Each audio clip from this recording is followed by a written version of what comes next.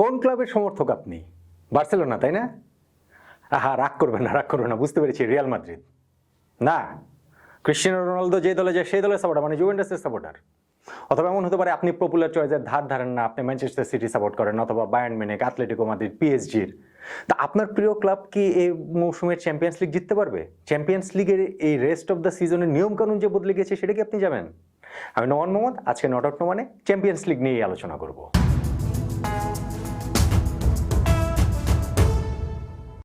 আরো 2 মাস আগে কিন্তু চ্যাম্পিয়ন্স লিগের ফাইনাল হয়ে যাওয়ার কথা ছিল, 30 মে তুরস্কের আতাতুর্ক অলিম্পিক স্টেডিয়ামে। কিন্তু ওই করোনা ভাইরাস অন্য সবকিছুর মতো চ্যাম্পিয়ন্স লিগও হানা দিয়েছে, যে কারণে চ্যাম্পিয়ন্স লিগ স্থগিত হয়ে গেছে। রাউন্ড অফ 16-এর 4টি টাই শেষ হয়েছে, বাকি 4টি টাইয়ের ফার্স্ট লেগ করে শেষ হলো অমন সময় করোনা ভাইরাসের হানা, যে কারণে এটা দীর্ঘদিন ধরে বন্ধ রয়েছে। এখন ইউরোপিয়ান ফুটবল সিজনটা, মানে আর কি বিভিন্ন দেশের যে ফুটবল লিগ সিজনটা শেষ হওয়ার পরে চ্যাম্পিয়ন্স লিগটা শুরু হচ্ছে 7 তারিখ থেকে। এই জিনিসটা অবশেষে চ্যাম্পিয়ন্স লিগটা আবার শুরু হচ্ছে, বাকি অংশটা খুবই ইন্টারেস্টিং। সেই অংশ ইন্টারেস্টিং কেন? কারণ নর্মালি কি হয়, চ্যাম্পিয়ন্স লিগের শুধুমাত্র ফাইনালের ভেন্যুটাই ঠিক করা থাকে এবং ফাইনালটাই শুধু হয় ওয়ান অফ ম্যাচ, মানে এক ম্যাচের ফাইনাল।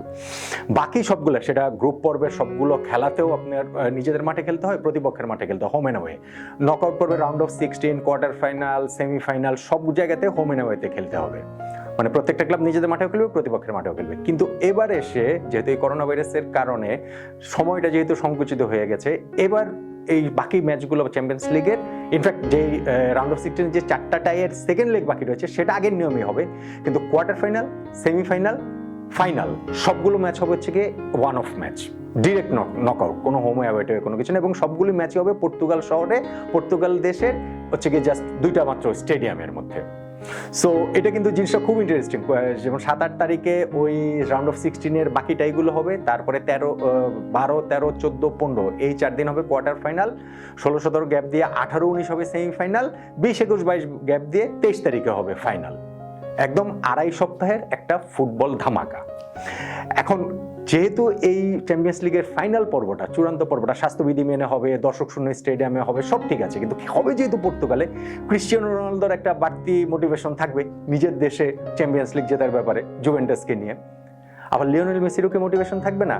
থাকবে এই সেন্সে, ধরুন 2014 সালে তিনি চিরপ্রতিদ্বন্দ্বী ব্রাজিলের মাটিতে গিয়ে আর্জেন্টিনাকে প্রায় কিন্তু বিশ্বকাপ জিতিয়ে দিয়েছিলেন, ফাইনালে গিয়ে এক্সট্রা টাইমের গোলে গিয়ে আর্জেন্টিনা সবার হেরে যায়। তো এবার যদি তার যে চিরপ্রতিদ্বন্দ্বী রয়েছে ক্রিস্টিয়ানো রোনালদোর দেশ পর্তুগাল থেকে যদি চ্যাম্পিয়ন্স লিগ জিততে পারেন, এইটা মেসিকে একটু বাড়তি তাতিয়ে রাখবে বলেই আমার কাছে সেটা মনে হচ্ছে। কিন্তু দলগুলোর কি অবস্থা, মেসির দলের কি অবস্থা, রোনালদোর দলের কি অবস্থা, বা পরাশক্তি দলগুলোর কি অবস্থা? রাউন্ড অফ 16 থেকে 4টি দলের কোয়ার্টার ফাইনাল এখন পর্যন্ত নিশ্চিত হয়েছে, এবং গতবারের যে 2 ফাইনাল, লিভারপুল এবং টটেনহাম, 2 দলের কিন্তু বিদায় এইখান থেকে হয়ে গিয়েছে। লিভারপুলকে হারিয়েছে অ্যাটলেটিকো মাদ্রিদ এবং টটেনহামকে এদিক দিয়ে হারিয়ে দিয়েছে লাইপজিগ, জার্মানির ক্লাব। এছাড়া বরুসিয়া ডর্টমুন্ডকে হারিয়ে পিএসজি এবং ভ্যালেন্সিয়াকে হারিয়ে আতালান্টা উঠে গেছে কোয়ার্টার ফাইনালে। এবং এরা কিন্তু ড্রয়ের এক সাইডেই পড়েছে, 4টা দল ড্রয়ের এক সাইডে পড়েছে। কোয়ার্টার ফাইনালে যেমন মুখোমুখি হবে, যে লাইপজিগ খেলবে অ্যাটলেটিকো মাদ্রিদের সঙ্গে এবং পিএসজি খেলবে আতালান্টার সঙ্গে, এবং ওইখানকার বিজয়ী দল খেলবে হচ্ছে গিয়ে সেমিফাইনালে, তারপর এখান থেকে একটা দল ফাইনালে। এই 4টা দলের অবস্থা যদি সহজ হয়, তাহলে অন্য গ্রুপের অন্য সাইডের দলগুলোর দিকে একটু তাকিয়ে দেখেন, ভয়ঙ্কর অবস্থা। এবং সেই দলগুলো কিন্তু প্রথমত আগে কোয়ার্টার ফাইনাল নিশ্চিত করতে হবে। শুধুমাত্র বায়ার্ন মিউনিখকে বলা যেতে পারে তাদের কোয়ার্টার ফাইনাল নিশ্চিত হয়ে গেছে পরাশক্তিদের মধ্যে, কারণ তারা চেলসির মাঠে গিয়ে প্রথম লেগে 3-0 গোলে জিতে এসেছে। সো এখন যখন তারা নিজেদের মাঠে সেকেন্ড লেগটা খেলবে, সেখানে তো আসলে তাদের, মানে এটা চেলসি কোচ ফ্র্যাঙ্ক ল্যাম্পার্ডও বিশ্বাস হয়তো করেন না যে বায়ার্নকে ওই নিজেদের মাঠে 3-0 গোলের ডেফিসিট চেঞ্জ করে টপকে তারা হচ্ছে গিয়ে কোয়ার্টার ফাইনালে যাবে। কিন্তু বাকি যে 3টা কোয়ার্টার ফাইনালটাই, সেটা কিন্তু খুব ইন্টারেস্টিং। ধরুন রিয়াল মাদ্রিদ হচ্ছে গিয়ে, তো তারা চ্যাম্পিয়ন্স লিগের হিস্ট্রির সবচেয়ে সফলতম দল, বা ইউরোপিয়ান কাপের হিস্ট্রির সবচেয়ে সফলতম দল। তারা রাউন্ড অফ 16-এর প্রথম লেগে ঘরের মাটি বার্নাবুতে তারা হেরে গেছে হচ্ছে গিয়ে ম্যানচেস্টার সিটির কাছে 1-2 গোলে। এবং সে এখন ইতিহাদে গিয়ে, মানে ম্যানচেস্টার সিটির মাঠে গিয়ে তাদেরকে ওই ফলটা পাল্টে দিতে হবে, তাদেরকে অন্তত 2 গোলে জিততে হবে, এবং তাদেরকে এই কাজটা করতে হবে হচ্ছে কি তাদের ক্যাপ্টেন সার্জিও রামোস ছাড়া। সার্জিও রামোস সাসপেনশনের কারণে এই ম্যাচটাতে খেলতে পারছে না। হ্যাঁ, রিয়াল মাদ্রিদ তুখোড় ফর্মে রয়েছেন, লকডাউনের পরবর্তী সময়ে স্প্যানিশ লিগ তারা জিতেছেন, টানা 10টা ম্যাচ জিতে লিগ জয় নিশ্চিত করেছেন, সব ঠিক আছে। কিন্তু চ্যাম্পিয়ন্স লিগে তাদের জন্য কিন্তু এই 1-2 গোলের ডেফিসিটটা হচ্ছে গিয়ে অতিক্রম করে তাদের কোয়ার্টার ফাইনাল পর্যন্ত যাওয়াটা খুব সহজ হবে না। পেপ গার্ডিওলার ম্যানচেস্টার ম্যানচেস্টার সিটির বিপক্ষে। বার্সেলোনার অবস্থা হচ্ছে গিয়ে রিয়াল মাদ্রিদের চেয়ে একটু ভালো, কিন্তু একটুই ভালো, খুব একটা বেশি ভালো না। তারা নেপোলির মাঠ থেকে 1-1 গোলে ড্র করে এসেছে অ্যাওয়ে মাঠ থেকে। সো এখন তারা হোমে খেলবে, কিন্তু এখন যেহেতু দর্শক শূন্য স্টেডিয়ামে খেলা হবে সেকেন্ড লেগটা, সো সেখানে হোম অ্যাডভান্টেজ আসলে খুব বেশি নেওয়ার খুব সুযোগ আসলে আছে বলে আমি মনে করছি না। কিন্তু তাদের জন্য আরেকটা দুশ্চিন্তার যেটা বিষয়, লকডাউন পরবর্তী সময় যাচ্ছে তাই ফুটবল খেলেছে, লিগ শিরোপা হাতছাড়া করেছে রিয়াল মাদ্রিদের কাছে, নতুন কোচ কিকে সেতিয়ান দলের সেরাটা বের করে আনতে পারছেন না, সাসপেনশনের কারণে এই ম্যাচে সের্জিও বুস্কেটস এবং আর্তুরো ভিদাল খেলতে পারবেন না। তারপরে যখন একজন লিওনেল মেসি রয়েছে এবং তার ম্যাজিক্যাল ওই বাপাটা রয়েছে, সো সেক্ষেত্রে তাদের জন্য অসম্ভব কোনো কিছু হবে না। এবং যেহেতু তারা অ্যাওয়েতে 1-1 গোলে ড্র নিয়ে ফিরেছে, নিজেদের মাঠ থেকে বার্সেলোনার কোয়ার্টার ফাইনালে যাওয়াটা আমি মনে করি যে যাওয়ারই কথা। ইনফ্যাক্ট জুভেন্টাসের চ্যালেঞ্জটা আরেকটু বেশি। লিওর মাঠে তারা প্রথম লেগ রাউন্ড অফ 16 প্রথম লেগ 0-1 গোলে হেরে এসেছে। এখন সেকেন্ড লেগ ঘরের মাটিতে তাদের হচ্ছে গিয়ে এই ফলটা পাল্টে দিতে হবে, রোনালদোকে পাল্টে দিতে হবে, জুভেন্টাসকে পাল্টে দিতে হবে। কারণ জুভেন্টাস এমনি খুব ভালো ফর্মে রয়েছে, কয়েকদিন আগে তারা স্কুডেট্টো ইতালিয়ান লিগ শিরোপা জিতেছে টানা নভেম্বরের মতো। সো রোনালদো জুভেন্টাস আসার পর টানা 2 সিজনে লিগ জিতলো, কিন্তু রোনালদো জুভেন্টাসে শুধু ইতালিয়ান লিগ জেতার জন্য যায়নি, ইতালিয়ান ক্লাবটিও রোনালদোকে শুধু ইতালিয়ান লিগ জেতানোর জন্য নেয়নি, কারণ সেটা তো তার আগে থেকেই ছিল। তাদের টার্গেট হচ্ছে গিয়ে চ্যাম্পিয়ন্স লিগ। সো চ্যাম্পিয়ন্স লিগে গতবার সেটা রোনালদো পারেননি, জুভেন্টাসে পারেননি আর কি। সো এবার কতটা কি করতে পারেন তার জ্বলে ওঠার জন্য কিন্তু একটা খুব বড় উপলক্ষ এই জায়গাটাতে রয়েছে চ্যাম্পিয়ন্স লিগের এই রাউন্ডটাতে। প্রথমত অ্যাটলিস্ট আসলে তাদেরকে প্রথমে কোয়ার্টার ফাইনালটা নিশ্চিত করতে হবে। কিন্তু কোয়ার্টার ফাইনাল নিশ্চিত করার সাথে সাথেই যে সবকিছু কাজ শেষ হয়ে গেল বা সহজ হয়ে গেল, বিষয়টা তা না।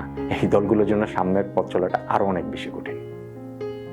দেখুন, যেটা বলছিলাম, চ্যাম্পিয়ন্স লিগের ড্রয়ের এক সাইডে তুলনামূলক দুর্বল দলগুলো পড়েছে, তুলনামূলক, এবং এখানকার যে 4টি দল পড়েছে সেই 4টি দল কোয়ার্টার ফাইনালের, তাদের কেউ কিন্তু কখনো চ্যাম্পিয়ন্স লিগ বা ইউরোপিয়ান কাপ কিন্তু তারা কখনো জেতেনি। এর মানে আটালান্টা আর লাইপজিগ তো একেবারেই দুর্বার, আতলেটিকো মাদ্রিদ এবং পিএসজি হয়তো তুলনামূলক শক্তিশালী। এখন যখন হচ্ছে গিয়ে লাইপজিগের সঙ্গে আতলেটিকো খেলবে কোয়ার্টার ফাইনালে, এখান থেকে আতলেটিকো মাদ্রিদের সেমিফাইনালে যাওয়াটা প্রত্যাশিত। ঠিক তেমনিভাবে আটালান্টার এগেনস্টে পিএসজির যাওয়াটাও প্রত্যাশিত, যদিও পিএসজি অনেকগুলো সমস্যা রয়েছে, কিলিয়ান এমবাপ্পে খেলতে পারবেন না, তাদের হচ্ছে গিয়ে ওই লকডাউনের পরবর্তী সময়ে ফ্রেঞ্চ লিগটা মাঠে ছিল না, তারা কাপের খেলা খেলেছে, কিন্তু সেই আগের ওই ফ্লুয়েন্সিটা ইনফ্যাক্ট তাদের খেলায় এসেছে কিনা সেটা একটা প্রশ্ন রয়েছে। তারপরে এক্সপেক্ট করা যাচ্ছে পিএসজি এবং অ্যাটলেটিকো মাদ্রিদ সেমিফাইনাল খেলবে, এই দুটো দলের একটা দল ফাইনাল খেলছে। কিন্তু অন্য সাইডটা দেখুন, ড্রয়ের অন্য সাইডে এই টুর্নামেন্টের হিস্ট্রির সর্বোচ্চ 13 বারের চ্যাম্পিয়ন রিয়াল মাদ্রিদ, 5 বারের চ্যাম্পিয়ন বায়ার্ন মিউনিখ, 5 বারের চ্যাম্পিয়ন বার্সেলোনা, 2 বারের চ্যাম্পিয়ন জুভেন্টাস এবং পরাশক্তি হওয়ার লাইনে থাকা ম্যানচেস্টার সিটি, এগুলো সব পড়েছে ড্রয়ের এক সাইডে। আপনি যেই ক্লাবের সমর্থক হচ্ছেন সেই ক্লাবটা ধরে ধরে যদি আপনি হিসাব করেন, ধরেন আপনি হচ্ছে রিয়াল মাদ্রিদের সমর্থক, তাহলে হচ্ছে প্রথমে আপনাকে ম্যানচেস্টার সিটিকে হারাতে হবে রাউন্ড অফ 16-এর এই সেকেন্ড লেগটাতে। তারপরে কোয়ার্টার ফাইনালে গিয়ে যখন আপনি রাউন্ড অফ 16-এর এটা যদি পেরিয়ে যেতে পারেন, ইন দ্যাট কেস গিয়ে কোয়ার্টার ফাইনালেও কিন্তু কোনো রকম কোনো শান্তির জায়গা নাই যে না ঠিক আছে ওখানে একটা স্বস্তি নিঃশ্বাস পেলাম, তা না। কোয়ার্টার ফাইনালে জুভেন্টাসের সাথে দেখা হওয়ার প্রবল সম্ভাবনা, জুভেন্টাস যদি লিওকে হারাতে পারে।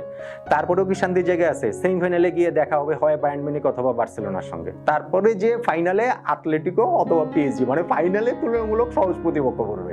আপনি যদি বার্সেলোনার ফ্যান হন তাহলে দেখেন আপনার ক্লাবের শুরুতে এখন হারাতে হবে নাপোলিকে হারানোর পর কোয়ার্টার ফাইনালে বায়ার্ন মিউনিখ, যারা এই এখন যারা টিকে আছে তাদের মধ্যে অন্যতম ফেভারিট, জার্মান লিগে তারা চ্যাম্পিয়ন হয়েছে এবং তারা বেশ ভালো ফর্মে রয়েছে। যদি বায়ার্ন মিউনিখের বাধাটাও যদি টপকে যেতে পারে তাহলে সেমিফাইনালে দেখা হয়ে যেতে পারে, বার্সেলোনার দেখা হয়ে যেতে পারে হয় রিয়াল মাদ্রিদের সঙ্গে চিরপ্রতিদ্বন্দ্বী, অথবা দেখা হয়ে যেতে পারে জুভেন্টাসের সঙ্গে, মেসি আর রোনালদো আবার মুখোমুখি হয়ে যাবে। ভাবা যায় কত বড় সম্ভাবনা রয়েছে। জুভেন্টাসের ক্ষেত্রে ওই একই রকম কথা বলা যায় যে তাদের প্রথমে লিওকে হারাতে হবে, লিওকে হারানোর পর হয় রিয়াল মাদ্রিদ অথবা ম্যানচেস্টার সিটির মুখোমুখি হবে। যদি রিয়াল মাদ্রিদের মুখোমুখি হয় তাহলে তো রোনালদো তার পুরোনো ক্লাব রিয়াল মাদ্রিদের মুখোমুখি হয়ে গেল। যদি সেটাকেও জুভেন্টাস টপকাতে পারে, সেমিফাইনালে মুখোমুখি হয়ে যাবে বার্সেলোনা অথবা বায়ার্ন মিউনিখের, তারপরে ফাইনালে গিয়ে আতলেটিকো কিংবা পিএসজি। তো খেয়াল করে দেখেন, তুলনামূলক সহজ কিন্তু আসলে ওই আতলেটিকো, পিএসজি, আতালান্টা, লিপজিগ তাদের যে পথটা, ওই পথটাই কিন্তু তুলনামূলক সহজ। সেই জায়গা থেকে কি কেউ চ্যাম্পিয়ন হতে পারবে চ্যাম্পিয়ন্স লিগে? আমি কিন্তু বাজি ধরবো সেই প্রথাগত পরাশক্তিদের উপরে, এই রিয়াল মাদ্রিদের উপরে অথবা বার্সেলোনা অথবা জুভেন্টাস অথবা Bayern Munich, even Manchester CTO সেটা হতে পারে। কিন্তু কে একটা নির্দিষ্ট ফেভারিট? ভাই ড্রয়ের এই পাল্লাটা যেরকম পড়েছে তাতে এখান থেকে নির্দিষ্ট কাউকে ফেভারিট হিসেবে বেছে নেওয়া বা ওই প্রেডিকশন করাটা শুধু ঝুঁকিপূর্ণ হয়ে যায় না, বোকামিপূর্ণও হয়ে যায়। সো ওই প্রেডিকশন থেকে আমরা বিরত থাকি, বরং আমরা চ্যাম্পিয়ন্স লিগের বাকি অংশটা উপভোগ করি। আজ এই পর্যন্তই, কিন্তু আজই তো শেষ নয়। তথ্য আমার শক্তি, তর্ক আমার সাহস। সেই তথ্যের শক্তিতে নতুন কোনো সাহসী তর্ক নিয়ে খুব শীঘ্রই আবার হাজির হব আপনাদের সামনে এই নট আউট নো ওয়ান চ্যানেলে। চ্যানেলটি সাবস্ক্রাইব করে পাশে থাকুন এবং সবার আগে সব আপডেট পাওয়ার জন্য বেল বাটনটি চেপে রাখুন। খেলা ভালোবাসুন, নট আউট নো ওয়ানের সঙ্গেই থাকুন।